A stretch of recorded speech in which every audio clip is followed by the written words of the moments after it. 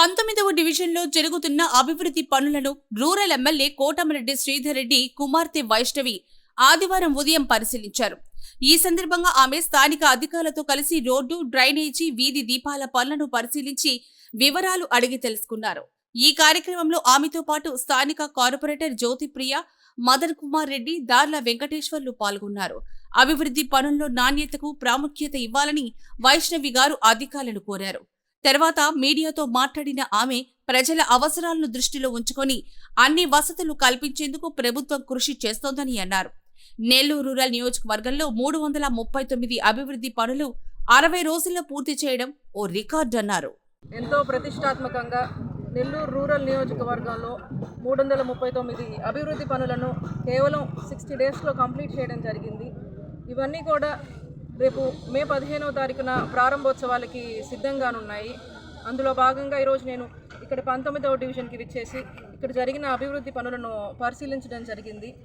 ఇప్పుడే స్థానిక నాయకులు మదన్ కుమార్ రెడ్డి గారు చెప్పారు, మనము ఎలక్షన్స్ పూర్తయినప్పటి నుంచి ఇప్పటి వరకు కూడా ఈ డివిజన్లో 6 కోట్లు ఖర్చు పెట్టి మనము అభివృద్ధి పనులు చేశాము అని చెప్పి.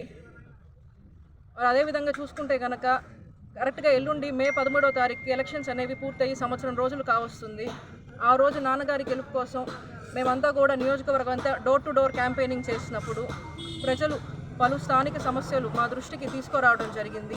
ఇవన్నీ కూడా మేము నాన్నకు కన్వే చేశాము. మరి ఈరోజు ఎలక్షన్స్ పూర్తయి సంవత్సరం రోజులు అవ్వక ముందరే నాన్నగారు దాదాపు అందులోని 90% పైగా సమస్యలకి పరిష్కారం చూపగలిగారు. ఇంతటి గొప్ప అవకాశం వచ్చినందుకు నాకు చాలా సంతోషంగా ఉంది. మనం ప్రజల కోసం సంవత్సరం లోపల ఇన్ని పనులు చేశాము అనే సంతృప్తి కూడా చాలా ఉంది. అదేవిధంగా ఈరోజు ఇక్కడికి విచ్చేసి ఆ రోజు కష్టకాలంలో నాన్న కోసం కష్టం చేసిన కార్యకర్తల్ని, నాయకుల్ని కలుసుకోవడం నాకు చాలా ఎమోషనల్గా కూడా ఉంది.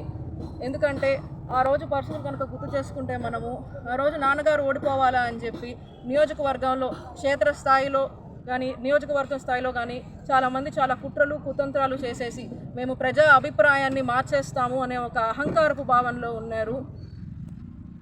ఈ క్షేత్రస్థాయి రాజకీయ పరిస్థితులు అవగాహన లేని వాళ్ళు ప్రజలని మేము ఇన్ఫ్లుయెన్స్ చేసేయగలుగుతాము, నాన్నకి ఎన్నిక చాలా కష్టంగా ఉండబోతుంది, నాన్నకి ఎన్నిక పోటాపోటీగా ఉండబోతుందని పలు రకాల పుకార్లు సృష్టించారు.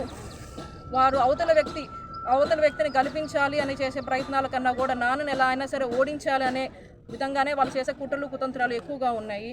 కానీ ప్రజలు మాత్రం నాన్నకి ఈసారి 35,000 పైచిలుక ఓట్లు మెజారిటీ అందించి ప్రజలకు నిత్యం ప్రజలతో ఉండి ప్రజల సమస్యలకై పోరాటం చేసే ఒక వ్యక్తిని వదులుకోలేదు.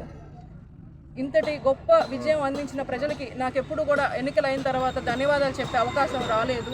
ఈరోజు మీ అందరి సమక్షంలో నాన్న కోసం కష్టం చేసిన ప్రతి కార్యకర్తకి, నాయకుడికి, అదేవిధంగా ఇంతటి 35,000 పైచులకు ఓట్లు మెజారిటీ అందించిన నెల్లూరు రూరల్ నియోజకవర్గ ప్రజలకి మనస్ఫూర్తిగా నేను ధన్యవాదాలు తెలియజేసుకుంటున్నాను.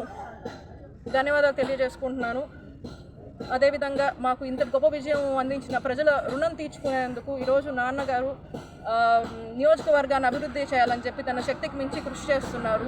వివిధ శాఖలు, డిపార్ట్మెంట్స్ అధికారులతో కోఆర్డినేట్ చేసుకొని మనకు ఎక్కడి నుంచి అయితే నిధులు వస్తాయి, మనకు ఎక్కడి నుంచి నిధులు వచ్చే ఫీజిబిలిటీ ఉంది అని తెలుసుకొని నిధులు తెప్పిస్తున్నారు. కేవలం నిధులు తెప్పించేసి వదిలేయకుండా రివ్యూ మీటింగ్స్ పెట్టి టైంలో మనం టెండర్స్ని పిలవాలి, టైం లైన్లో వర్క్ పూర్తి చేయాలి, క్వాలిటీగా వర్క్ పూర్తి చేయాలి అని చెప్పి ఆ విధంగా అడుగులు వేస్తున్నారు. ఈ ప్రాసెస్లో నాన్నకి ఎప్పుడు కూడా మీ అందరి సపోర్ట్ ఉంటుందని చెప్పి నేను కోరుకుంటున్నాను. అదేవిధంగా ఈరోజు నెల్లూరు రూరల్ నియోజకవర్గం అనేది ఒక కాంప్లెక్స్ నియోజకవర్గము. చుట్టుపక్కల నియోజకవర్గాలు, జిల్లాలు, గ్రామాలు, ఊర్ల నుంచి ప్రజలు ఉద్యోగరీత్యా కానీ, వ్యాపార రీత్యా, పిల్లల చదువు రీత్యా ఎక్కువ వచ్చి సెటిల్ అయ్యేది నెల్లూరు రూరల్ నియోజకవర్గంలో. అటువంటి నెల్లూరు రూరల్ నియోజకవర్గానికి మనం ఎన్ని సమస్యలకు పరిష్కారం చూపించినా కొత్త సమస్యలు అనేవి ఎప్పటికప్పుడు పుట్టుకొస్తూనే ఉంటాయి. ఎందుకంటే జనసంద్రోహం ఎక్కువ పెరుగుతూ ఉంది కాబట్టి ఈరోజు ఈ సమస్యలన్నీ కూడా తెలుసుకునేందుకు మీలో ఒకరయ్యేందుకు కృషిగా మా బాబాయ్ కోటమిరెడ్డి గిరిధర్ రెడ్డి గారు మీ ఇంటింటికి వస్తున్నారు. మరి నాన్నని ఆదరించి ఆశీర్వదించినట్టే బాబాయ్ని కూడా బ్లెస్ చేసి సపోర్ట్ చేస్తారని నేను కోరుకుంటున్నాను. నాన్న ఎప్పుడూ చెప్తుంటారు, ప్రత్యక్ష రాజకీయాల్లో ఉండేవాళ్ళు, ప్రజాప్రతినిధులు అవ్వాలనుకునే వాళ్ళు నిత్యం ప్రజల్లో ఉండాలి, ప్రజల సమస్యలకై పోరాడాలి, ఆ ప్రజా సమస్యలని భారంగా కాకుండా బాధ్యతతో వాటిని పరిష్కరించేందుకు కృషి చేయాలి అని చెప్తుంటారు. అవన్నీ కూడా నాన్న నుంచి ఇన్స్పైర్ అయ్యి ఈరోజు బాబాయ్ ప్రజాక్షేత్రంలో అడుగు పెడుతున్నారు. బాబాయ్కి ఎప్పుడు కూడా మీ సపోర్ట్ ఉండి దీవిస్తారని చెప్పి నాన్నని దీవించినట్టే నేను ఆశిస్తున్నాను. చివరిగా నేను ఒక విషయం చెప్పి ముగించాలనుకుంటున్నాను. ఈరోజు మన దేశం ఒక ఛాలెంజింగ్ పరిస్థితిని ఎదుర్కొంటుంది. సరిహద్దుల్లో నివసించే ప్రజలు చాలా భయభ్రాంతులతో ఉన్నారు. ఈరోజు మన దేశం కోసం వారి కుటుంబాలని, వారి కంఫర్ట్స్ని, వారి బిడ్డల్ని వదిలేసి మన సేఫ్టీ కోసం, మన దేశ సేఫ్టీ కోసం పోరాడుతున్న ప్రతి సైనికుడికి కూడా రేపు మనం ఈ జరపబోయే 339 ప్రారంభోత్సవాన్ని డెడికేట్ చేద్దామని స్థానిక నాయకుల్ని, కార్యకర్తల్ని ప్రతి ఒక్కరిని నేను కోరుకుంటున్నాను.